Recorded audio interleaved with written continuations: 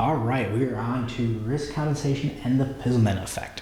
So, risk compensation is a theory which suggests that people typically adjust their beliefs in regulation in response to the perceived level of risk, becoming more careful where the sense is greater for risk and less careful where they see and feel more protected.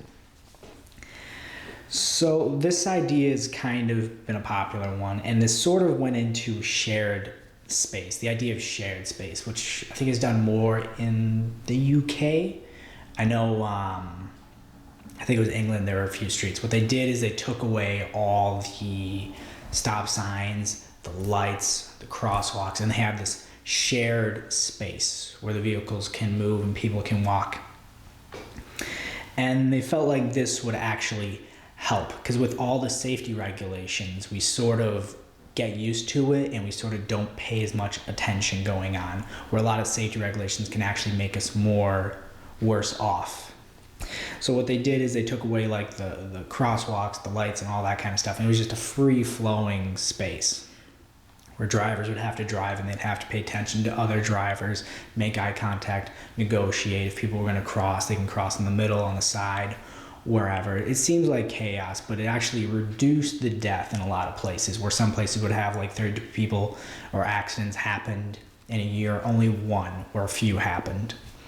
Some other places, there's one that had like 60 some accidents that happened in a year, and there's only 3 with this new idea. It is detrimental and not the best for blind people. There was a blind person that died in 2014.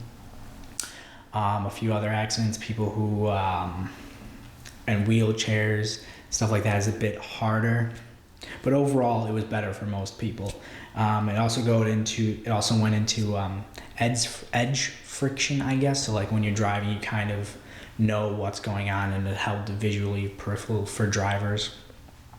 Then the Peltzman effect, basically, definition is the hypothesized tendency of people to react to a safety regulation by increasing other risky behavior, offsetting some or all of the benefits of the regulations.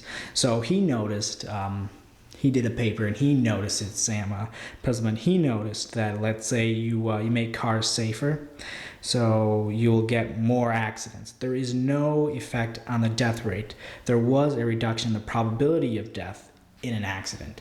So people got in more accidents because of all the safety regulations. They found out if you wear seatbelts, you're more likely to speed. If your vehicle has, I think it was the anti-lock brakes or something like that, people will drive closer up behind other cars. So you sort of take all those safety regulations and you know them, and you act a little bit more risky. You have riskier behavior. This is noticed in like the NFL versus other sports like rugby.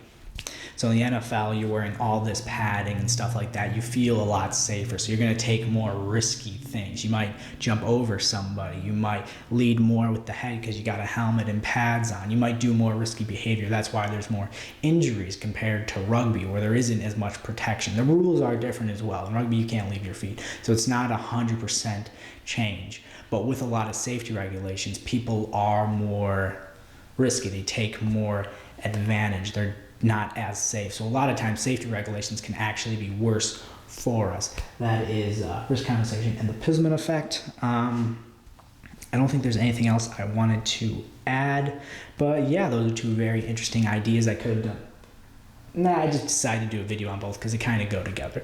But so a lot of safety regulations, we sort of look at risk and we do variances if we see more risk and stuff like that. But yeah, thank you very much.